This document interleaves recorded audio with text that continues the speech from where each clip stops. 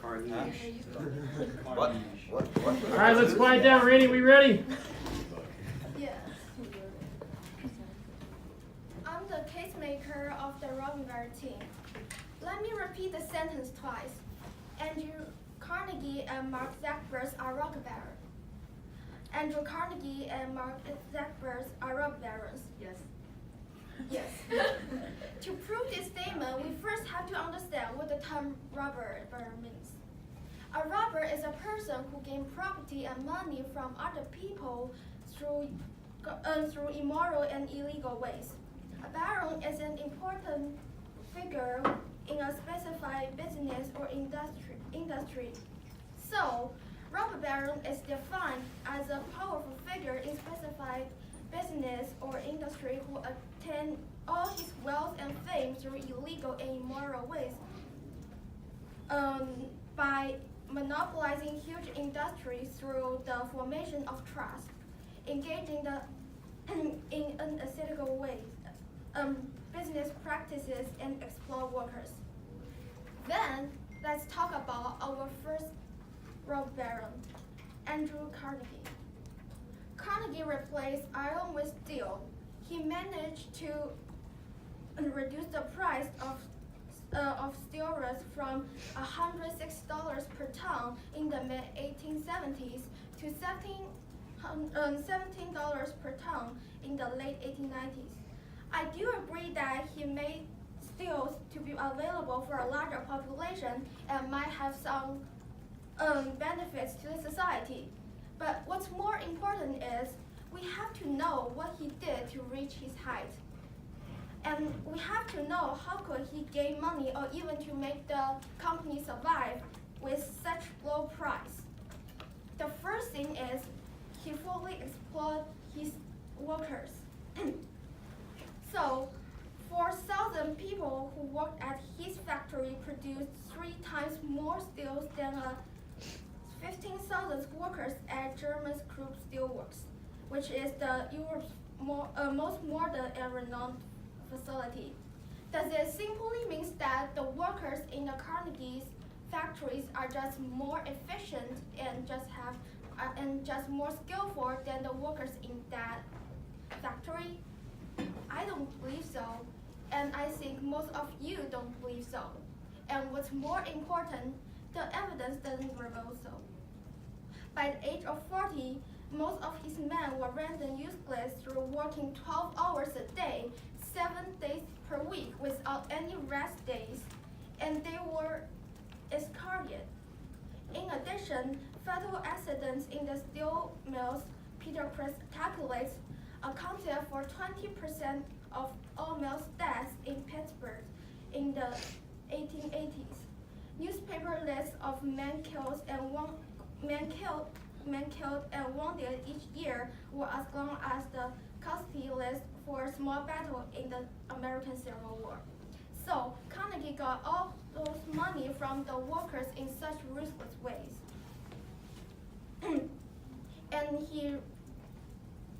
And then we have to see another approach to see how he gets money from.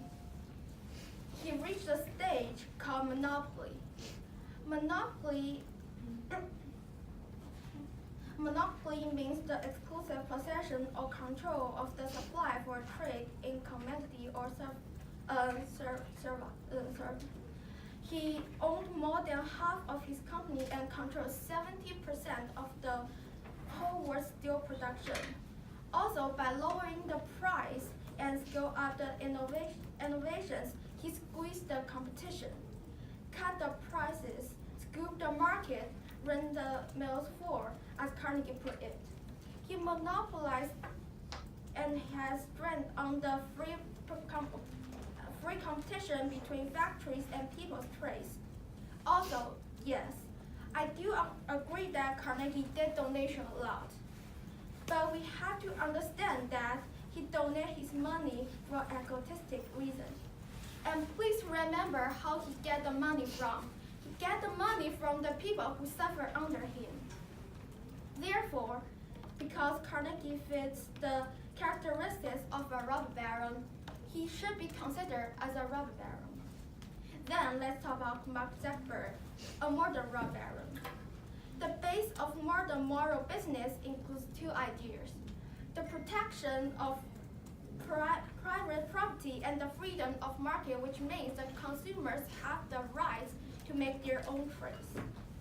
And the key of making business work is to institutionalize those two ideas. Mark Zuckerberg monopolized social media in our life. More than half of North Americans and over a third Europeans use Facebook. And what's most daring is that the Facebook is not the only app he has. Facebook owns 4 of the 8 top communication apps: Facebook, Instagram, Messengers, and WhatsApp. So, if we consider his company as a whole, the amount of users actually increased. And as users, Facebook monopolized our social media without awareness. Also, even though the workers in the Facebook are not treated as bad because the established law protect them, Facebook does not treat its employees well. As an engineer from Facebook, Case Adams says during on-call duty, engineers have to be responsible for keeping the service up and running, and for 6 weeks out of the year, he has 24/7 on call. And the former employees said the employees face mental trauma when she worked in the Facebook. Another huge problem Mark Zuckerberg has is that he does not protect personal information well. Personal information is considered as a part of personal property. However, Facebook records and uses the information without people's permission. This means that Zuckerberg violates people's trace and property, and he used the information by technology to maximize his profit. Also, Facebook used the advantage of the platform to block other companies and choose to spread their ideas which they support.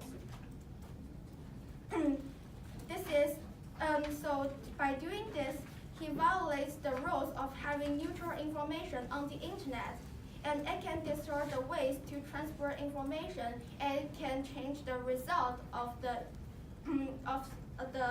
events. Zuckerberg nevertheless connected with the politics. He has found a pressure group, FWD-US, to push up immigrant reform. It is scary that we lose our information as properties on the internet, and we seize biased information without any awareness. This is what Zuckerberg is doing and what we face. Zuckerberg used unethical business practices to make profits.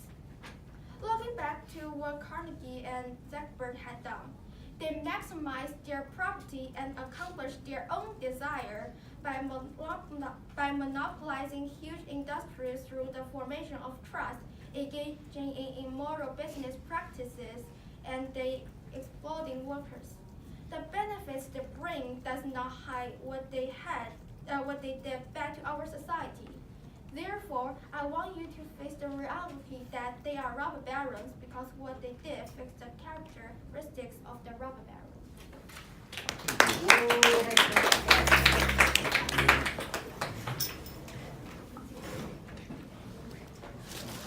Thank you, Rainey.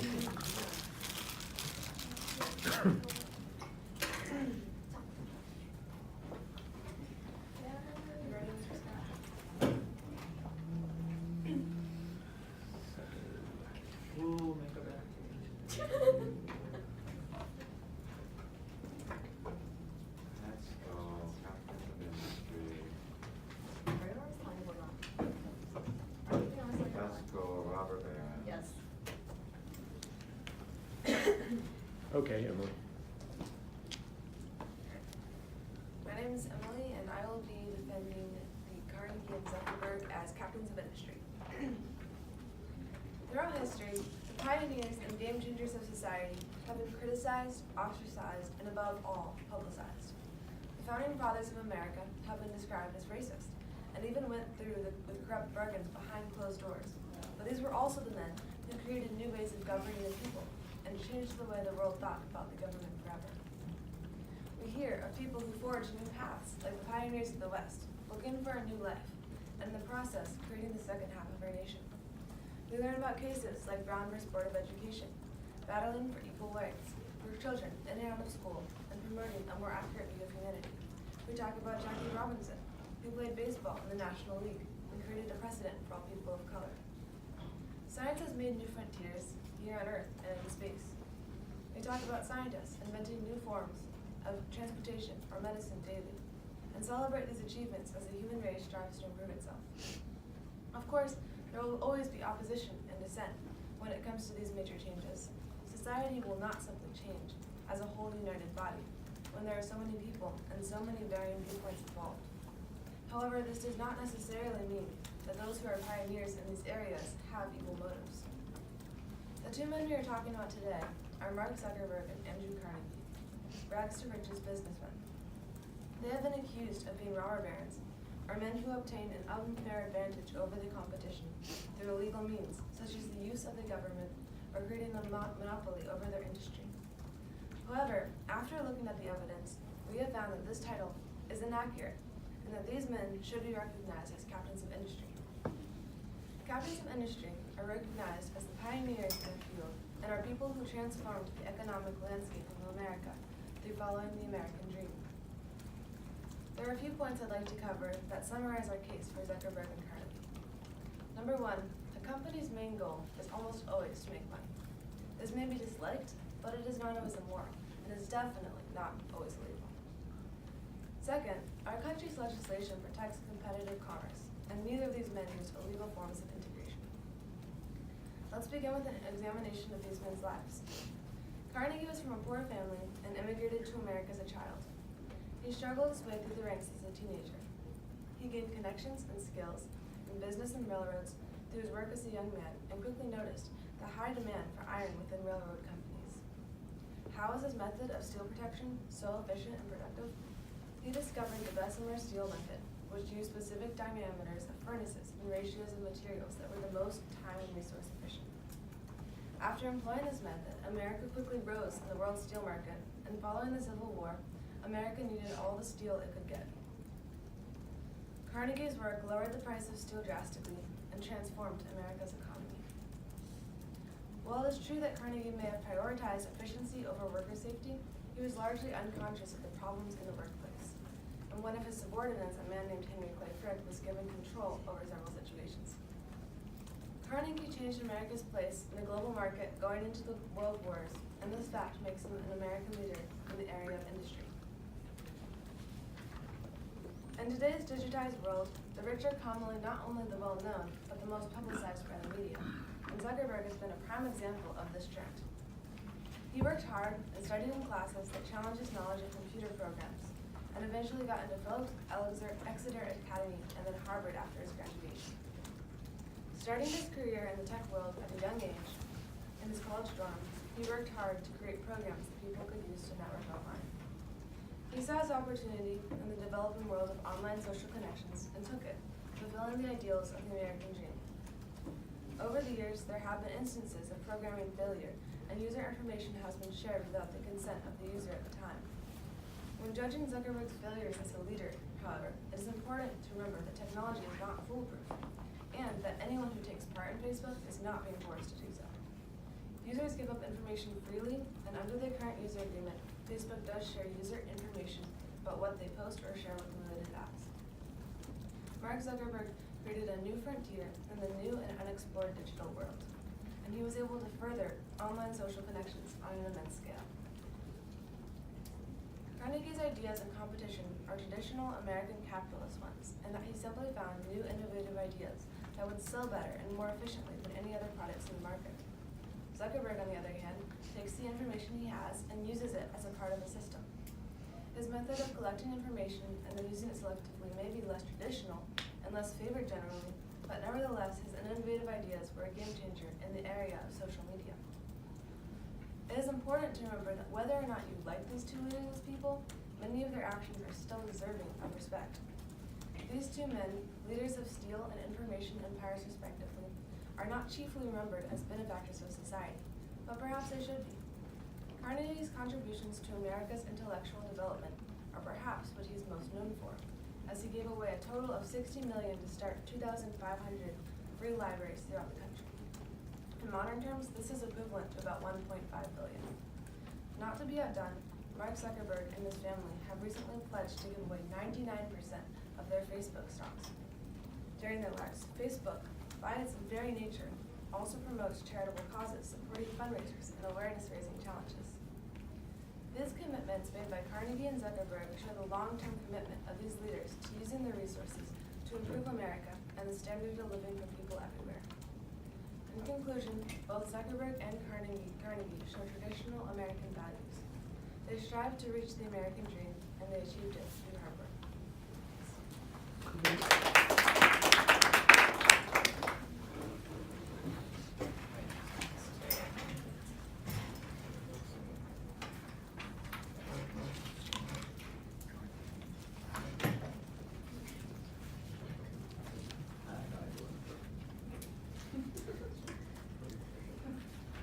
Yes, Stella. 1 second. Stella!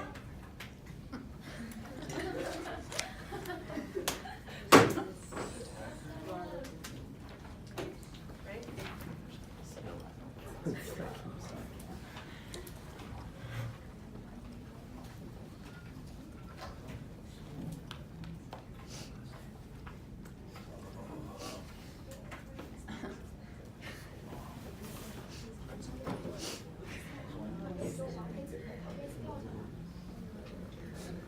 That's thank you.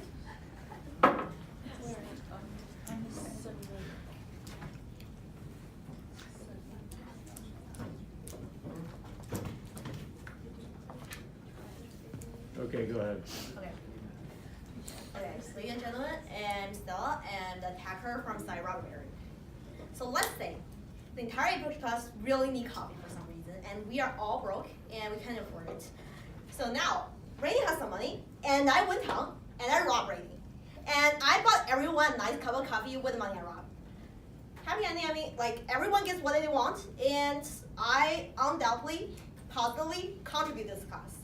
Now this sounds highly problematic because with the way I get, though I give everyone what they want, nobody in this room will thank me, kind of consider me as some sort of a captain because the way I got my coffee, it's not just.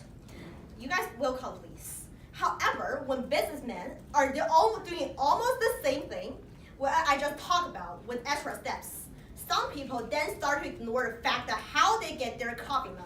They only celebrate the fact that businessmen bring them coffee and refer them as this fancy term captains of industry. So shout out to the team Robberberry yesterday who come up with wonderful phrase, the end cannot justify the means. Andrew Carnegie and Mark Zuckerberg are not captain of industry.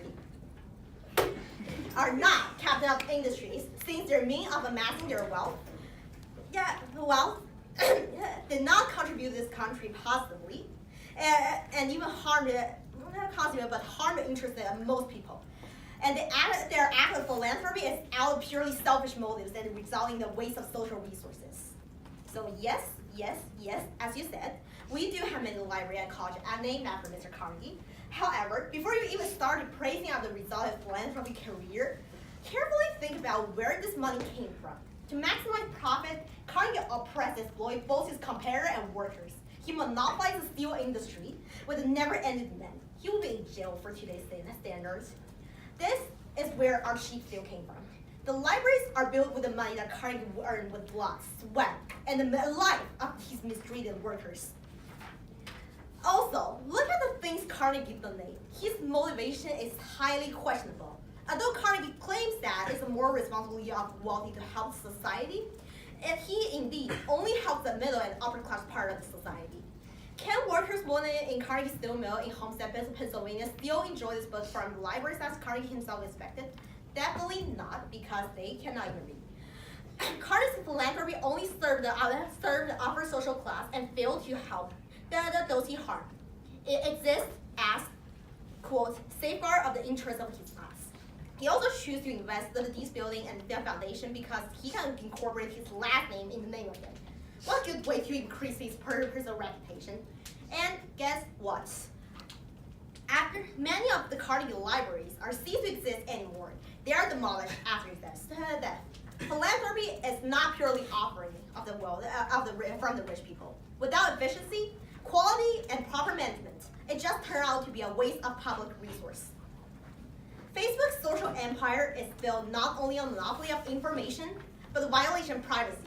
What's more, personal information is not just about privacy. It's an important part of your property. Remind you that all profitable part of Facebook is only entirely derived from the unpaid use and analysis of personal privacy information, which are currently acquired by the company and are forcibly used without even acknowledging you. This is infringing both individual property rights and freedom of choice, and this is how Zuckerberg gained his money. No one would consider it as a form of positive contribution to the society, and we are severely harmed by it. Then Zuckerberg philanthropy organizations step out of the manipulation of our information. Rather than putting resources into some existing organization like the WHO, Zuckerberg claimed to cure all the disease in the world with his money. This statement is broad, intended but irresponsible, as he could, quote, essentially do whatever it wants without traditional oversights. Not mentioning that the initiative that Zuckerberg started is form of a company. He just put his money in his right pocket to his left pocket. What kind of contribution is that? Nothing. Don't think philanthropy as this lofty, highly holy term anymore. It's an inevitable choice after business growing to certain sizes. Capitalists donate their wealth not out of some more noble moral obligation anymore today, but as a choice of purely self-interest. Donation to charity is tax deductible and establish a company a good image. Philanthropy, surprisingly, is not the main point. Even the result of it turned out to be altruistic. Remember, the end cannot justify the means. Carnegie and Zuckerberg are using the money that should belong to the society to achieve their own dream. Thinking carefully, ladies and gentlemen, will you consider someone like that a captain of industry? Remember, in the definition of robber baron, the achievement of the businessman are never ignored. What we're paying attention is how they get their wealth and how they did with their wealth. We now learn that both Carnegie and Zuckerberg gained their wealth unethically, and their accomplishment is rooted in their bloody cashes. The byproduct of their success caused irreversible harm to our society. Even the later gave away their wealth to the public, but their giveaway is majorly function as to secure their own interests. These all made Andrew Carnegie and Mark Zuckerberg, by definition, robber barons. Thank you.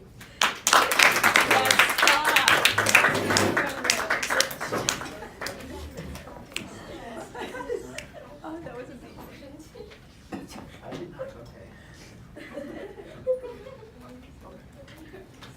I'm not ready for that.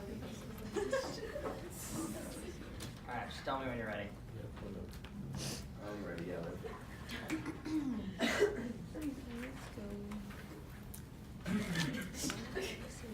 Don't screw me up so much. I only got so many things that I Coach David sure is say. ready. I'm not that smart.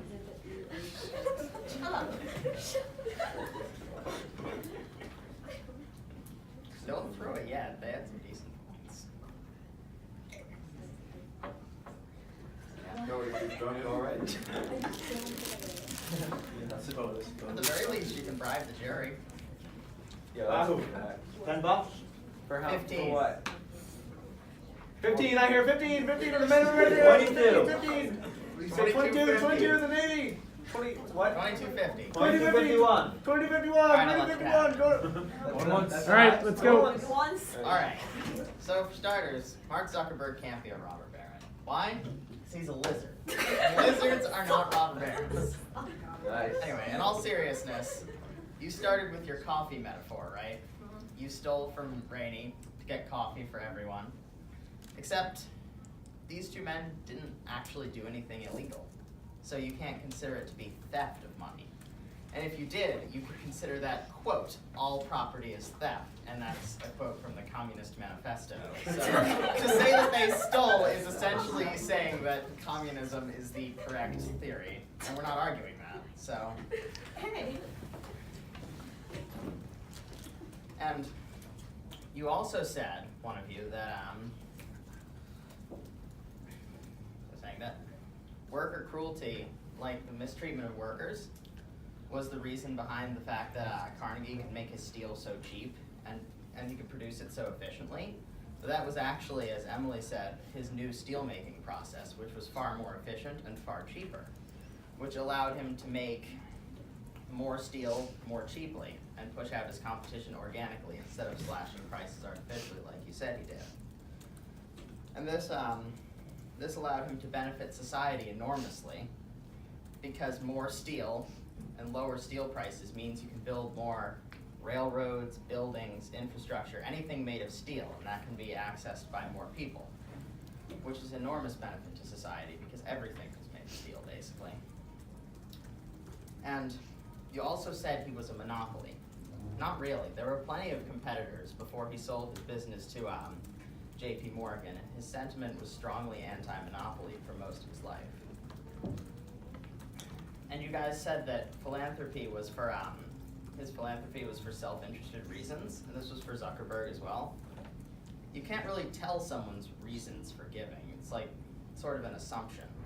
And Carnegie also wrote the Gospel of Wealth, where he said that the rich had a moral obligation to benefit society with their money. So that's the clearest way to tell what their obligation, what their moral stance may have been. And it seems that they it seems that at least Carnegie actually believed that he had a duty to help people. And you said his donations to libraries and whatnot also only helped the middle and upper class. That's not really the case though, because he created schools as well that taught people everywhere to read, and he was a huge proponent of widespread literacy. And you said something about like promoting his self-image by naming his steel company Carnegie Steel Company. That's not what I meant.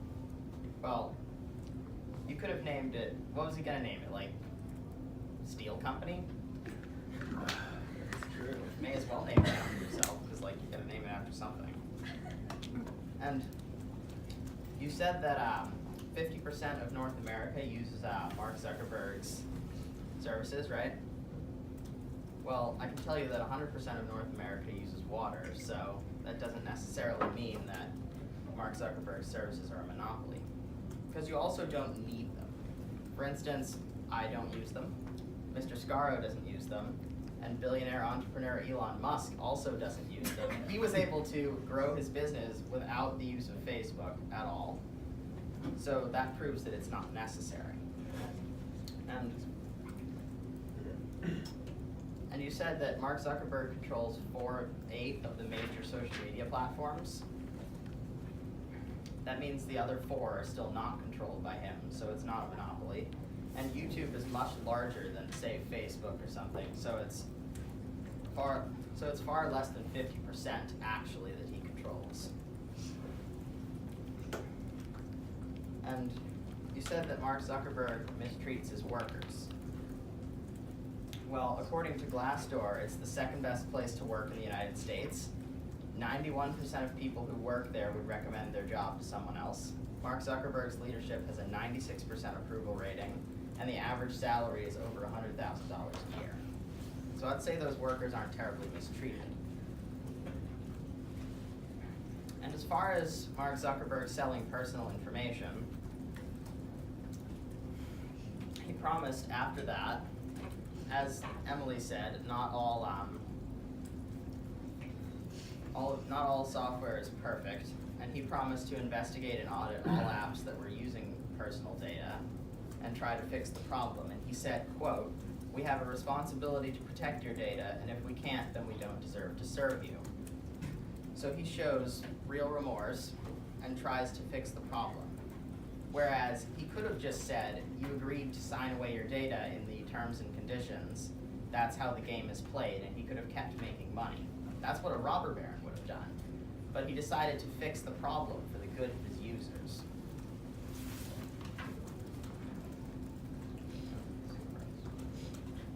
And you said with his philanthropy that the only reason he created his own organization was so he could operate without anyone else's oversight.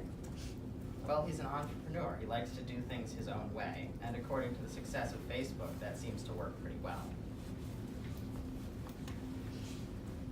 Also, you split the, you basically said the definition of robber baron was an important figure who gets wealth illegally and immorally. So, the first part of that is the desire to get wealth. Neither of them really demonstrated that. Mark Zuckerberg started his company because he had a vision, not necessarily to make money. He dropped out of college, started this thing because he thought it was a good idea. The money came later. And he also pledged to give away 99% of it. So that shows that the making and keeping of wealth was never his goal to begin with. And it's the same with Andrew Carnegie. He didn't believe in making lots of money. In fact, even when he was running his steel company, he refused to earn more than $50,000 a year, which is barely over $1 million in today's money, and pretty much every executive on the planet gets paid more than that. And he had a quote after JP Morgan bought out his steel company and he had all this money. He said, quote, "The man who dies thus rich dies disgraced." And that sort of started off his philanthropy. So he was clearly not driven by making money. And another thing along the immorally lines would be exploiting the public and sacrificing the public good. Zuckerberg clearly doesn't do that. As far as selling data, as I said before, he's trying to fix the problem for the good of his users. And the newfound ways of communication that Facebook and all of his other services created really didn't exist before, and they've helped people enormously. It's like they've opened up new ways for people to communicate, share, do everything, like for a wide audience. And yeah, I think I'm done.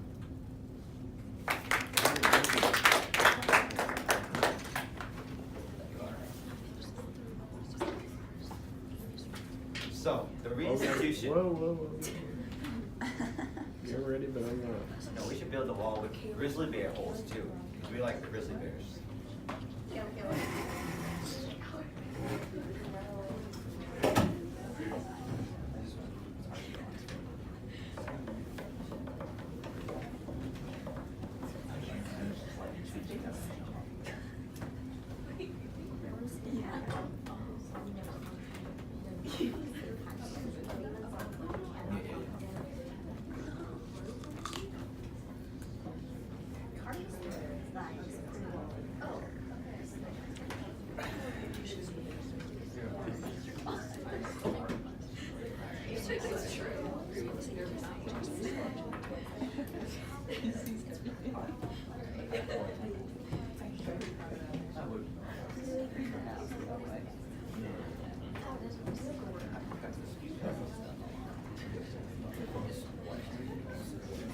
Okay, Caleb. All right. I am Caleb Hong. I'm the rebuttal for Team Robber Barons. So let's start with one of your attacks. One of your attacks was that Carnegie had many competitors. Mark Zuckerberg, he owns 4 of the world's largest communications apps, but he doesn't own the other 4. So therefore, technically, it's not a monopoly. But let me redefine monopoly for you. Monopoly is not only the exclusive possession of all parts of an industry. It can also mean the possession of enough of the industry that they dictate the rules of the industry. They can set the prices. They control what happens in the industry. And in that case, it's a monopoly. Because even if they don't own all of it, they still own enough. They control enough so that they have the majority of the power. And let's think about it. Is there really anything in the world like Facebook, WhatsApp, Messenger, Instagram? We all use these things. There's no real replacement for them. True, they're not necessary, but neither are sofas. And if someone controlled all the sofas, then it'd still be a monopoly. Then you just buy a different type of chair. Well, but just because it's not necessarily necessary to our survival doesn't necessarily mean that they still have a monopoly. Because a monopoly is, Facebook owns pretty much the one and only major platform for what it does. They own Instagram. They also copied a lot of things from, say, I don't know, Snapchat. I don't use these things, so I don't really know. But the fact remains that in what they do, in what Facebook does, in what Instagram and WhatsApp does, there's nothing else in the arena. It's just them. And we're not talking necessarily about an industry here. We're talking about the whole communications, the data. So the big power of Facebook is that they own pretty much all the means of taking our data. That's the power, not the actual service that they do, but the data that they can take from us and use, I don't know, to rent it out to companies, to, say, provide information for ad companies. That's the power, and that's the monopoly, because they control that.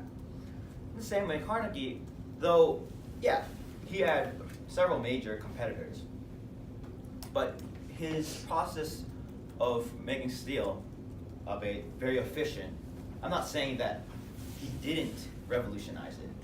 He did that, and that's a very good thing for the industry. But what caused the monopoly was that he owned enough, more than a quarter of the world's steel making, that he has the ability to set prices, and that's what the monopoly is. He himself said, as Rainey said, cut the prices, buy them out, right? And while he might have professed not to be a monopolist, he did buy out his friends. In the 1870s, during the economic downturns, some of the economic downturns, he preferred to expand. He bought out several factories, steel plants, and that's horizontal integration as we see it. The buying out of competitors to eliminate competition and to expand. In a way, also, even the vertical integration that we see as a very good thing, that can be also dangerous. Because what this causes is that there are many things that are eliminated. Part of the competition is also eliminated. It has become an entity that is so large that it has created a monopoly in and of itself, just because the company has become so large. So while there might be many smaller companies that do the same thing, the existence of a large company is power. Because say I own 20% of something, right, of an industry. Say Emily owns 1%, Charlie owns 1%, Hannah owns 5%, Samkin owns 10%. But because I own that 25%, I still have much more working power than everyone else. And that's monopoly. Let's see. As to philanthropy, you said that you can't really tell what the motives are. But really, what have they promised? Carnegie promised that the man who dies rich dies thus disgraced. Mark Zuckerberg has promised to donate 99% of his Facebook shares. But what good is money after you die? Does it really matter? No, it doesn't.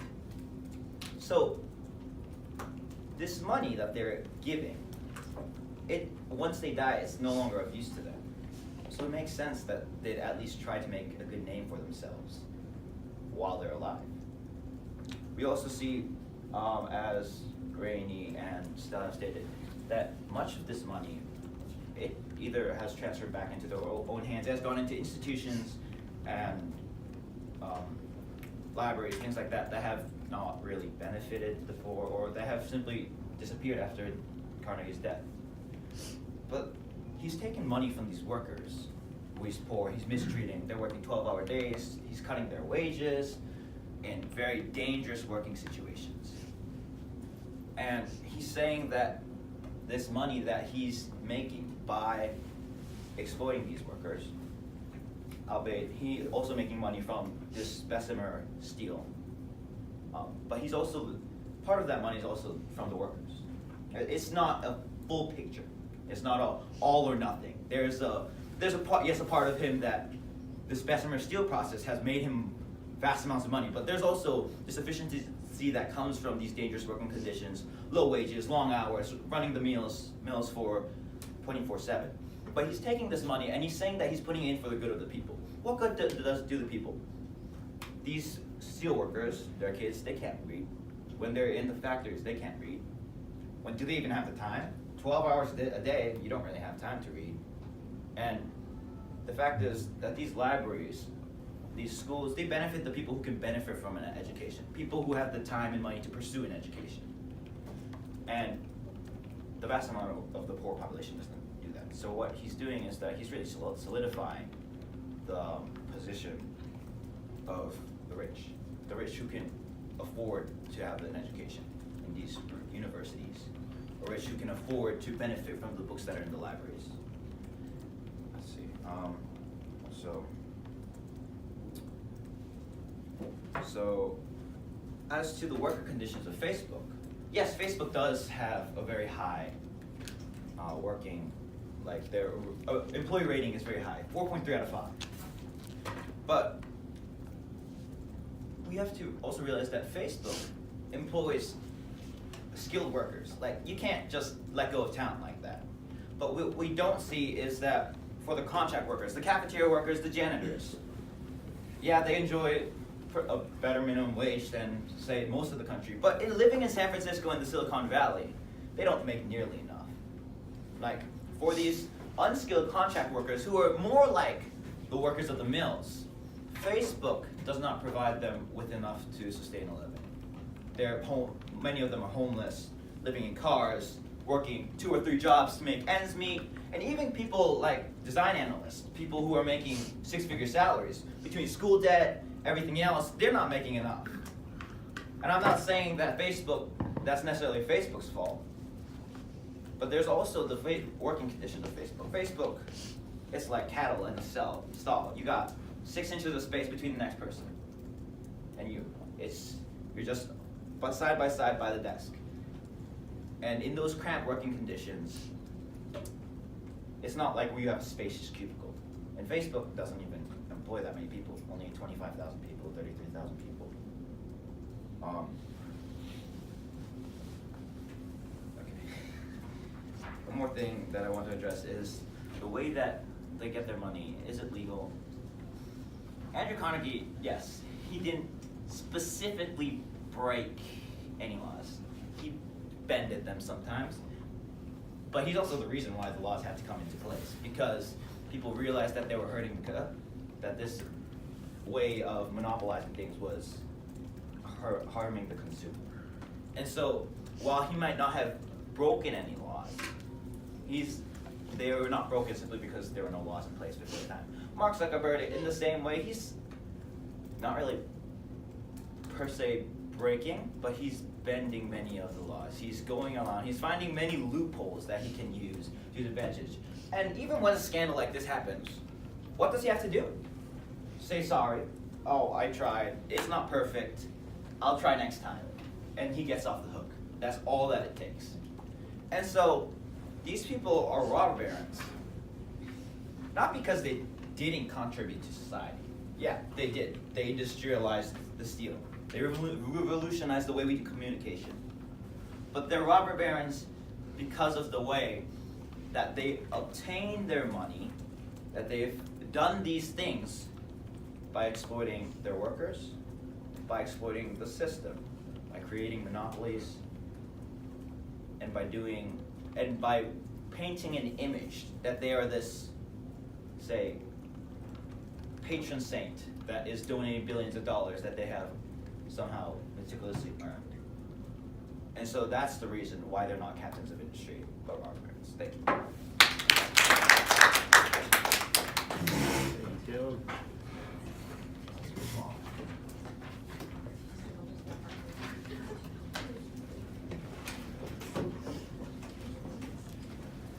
Mr. Scarro, Yes. are we going to be able to do like a quick closing statement, or? We'll see where we are, possibly. All right, Amy. Just setting my timer here.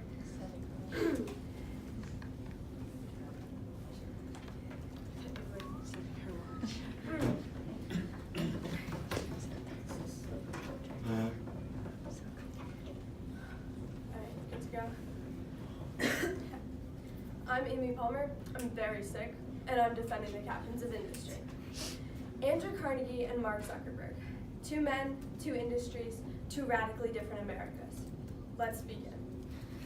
All right, so let's start off with Emily and Rainey's lovely definition of a robber baron. Men who obtain an unfair advantage over competition through illegal means, such as the use of government or creating a monopoly over their industry. Now let's pick this apart. Andrew Carnegie's story is one of rags to riches. He acquired his wealth all by his own means, and at the time, legally. He went from bobbin boy to protege in a few short years. Protege to investor. Investor to founder of Carnegie Steel Company, using only the knowledge and resources that were available to him. And he was poor, very poor, an immigrant even.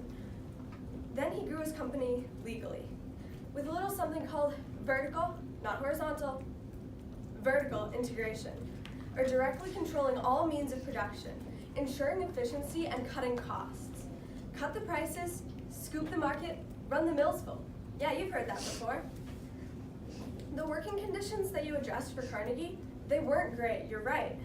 Carnegie may have prioritized efficiency over worker safety, but he wasn't fully aware of what went on.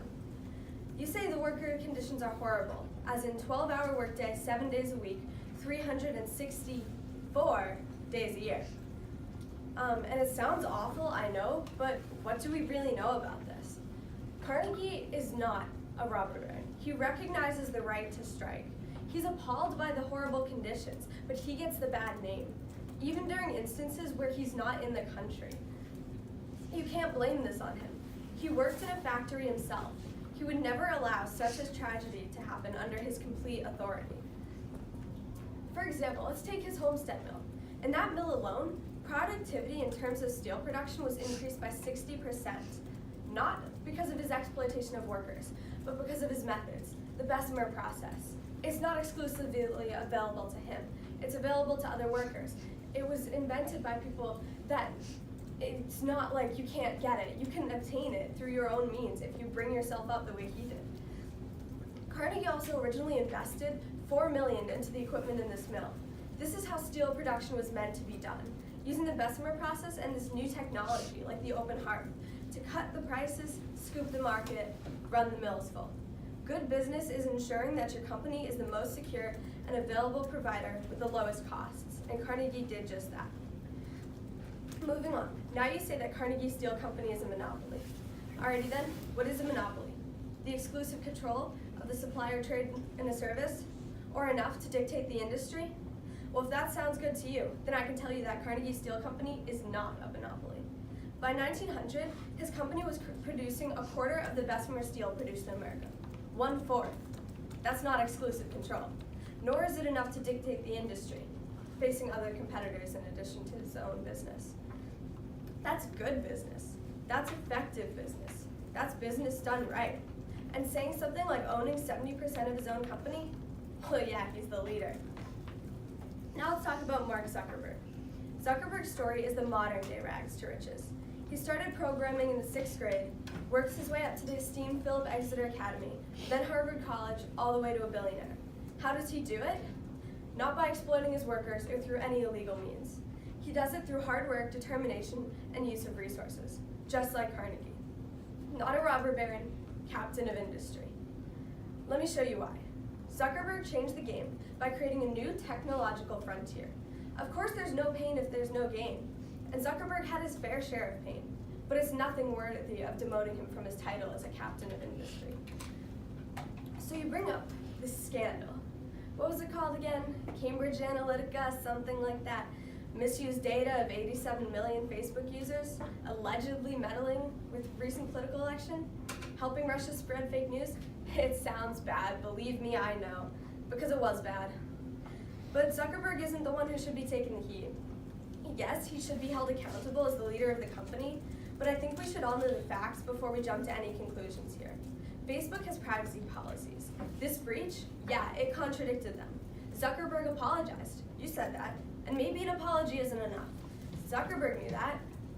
Of course he did. So he didn't leave it at that.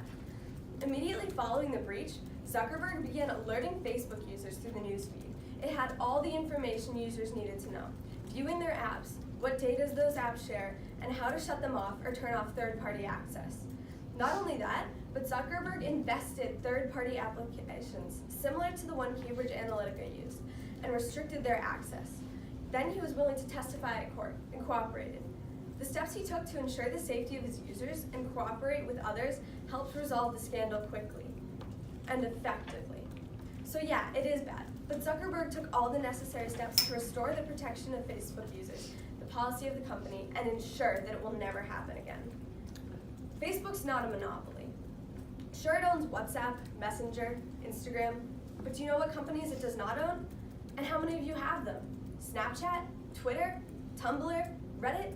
Goodness, even Google's YouTube is considered a competitor, and it's actually pretty high up there. And those are just to name a few. These companies have plenty of room to compete. Facebook is far from dominating the social networking industry. Also, so you can't imply conditions are horrible in the Facebook industry just because their cubicle isn't luxurious. If that's how it is, all workers are abused everywhere. Conditions are worse off in other places, believe me. And I'm not sure how traumatized Facebook workers are. Sure, there will be a bad experience every once in a while, but employees generally experience great benefits.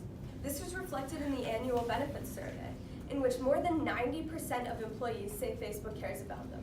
And Owen mentioned things like Glassdoor and Indeed, mentioned that Facebook is like the top place to work in the country, or one of the top 2, top 3. They receive full pay for 4 months of parental leave policy, a caregiving leave program for ailing loved ones, and 30 days of paid time off every 5 years. That sounds pretty amazing to me. Andrew Carnegie and Mark Zuckerberg earned their titles of captains of industry.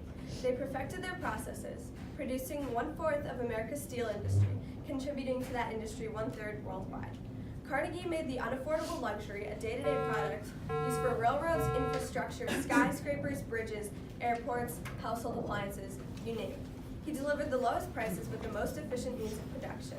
His steel production facilitated immigration within the country, created a national market and mass distribution for goods, encouraged our modern consumer economy, and made the United States a leading world power. He created America's first billion-dollar industry, donated 1,700 public free libraries to the United States alone, established a university, constructed a hall, and established an endowment for international peace. His donations totaled $288 million to the US alone. Now on to Zuckerberg. He made the internet social. He created a new frontier for the rapidly polarizing country. He created an easily accessible platform for possible social interactions, spreading awareness and forming a sense of community. Zuckerberg himself joined the Giving Pledge, donating 99% of Facebook stocks to an entire lifetime to charity. He's already given $100 million to the Newark, New Jersey public school system and $75 million to a San Francisco hospital. Who knows what's left in store? Andrew Carnegie and Mark Zuckerberg are not robber barons. They did not use illegal means to obtain an unfair advantage over their competition. They did not create monopolies. They did not work with the government unjustly, but they did transform America as we know it today. These men took initiatives, stepping up and taking charge of their opportunities, their industries, and their societies. They led their country into a new era, expanding frontiers, demanding change. They braved the unforeseeable futures of their businesses and lives for the better of the economy and the nation, rightfully earning their titles as captains of industry. Thank you. Good job, Amy. All right. Jury, let's have a verdict by next class, okay? You got a hard job. Yeah, if we lose, we're not gonna lose, but that.